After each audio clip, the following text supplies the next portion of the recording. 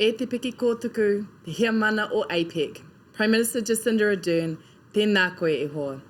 E ngā rangatira o te whānau whānui o APEC, ko tai mai nei i tēnei rā, tēnā koutou, tēnā koutou, tēnā koutou katoa. Prime Minister, Excellencies, fellow members of ABAC, it is my pleasure and great honour to welcome you to this dialogue. My thanks to Edward Keeper for his blessing on our gathering today.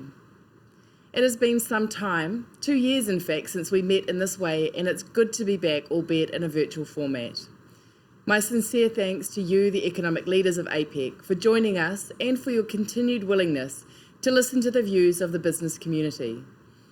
You've appointed us to bring a business voice to APEC, and for the last year, as in past years, members have worked steadfastly and with deep commitment to develop meaningful, actionable, and forward-looking recommendations for your consideration.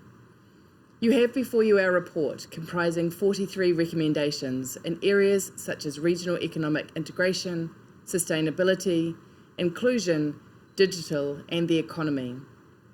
This year, 5 annexes in the report provide more detailed advice on specific topics. These are recommendations for our time.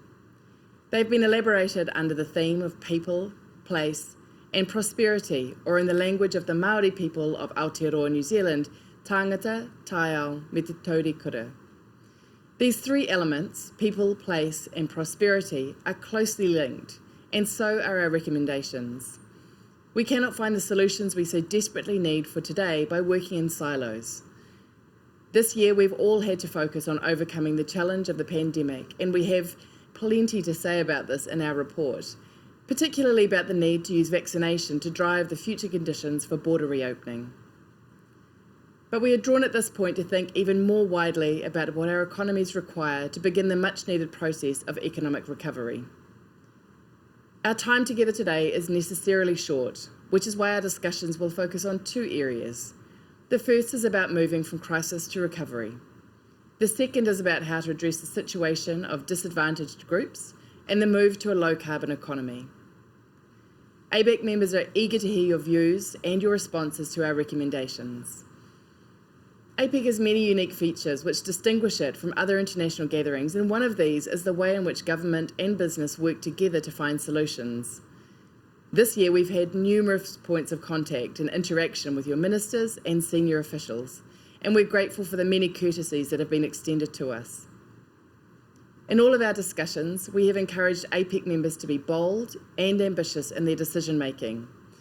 This is particularly needed as we prepare to implement the Putrajaya vision to which you agreed last year. Put simply, our region and its people cannot wait 20 years for this vision to be fully realised.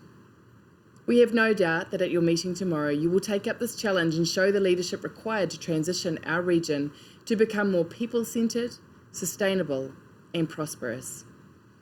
And so I say to you at this critical time in history, kia kaha, kia toa, kia manawa nui.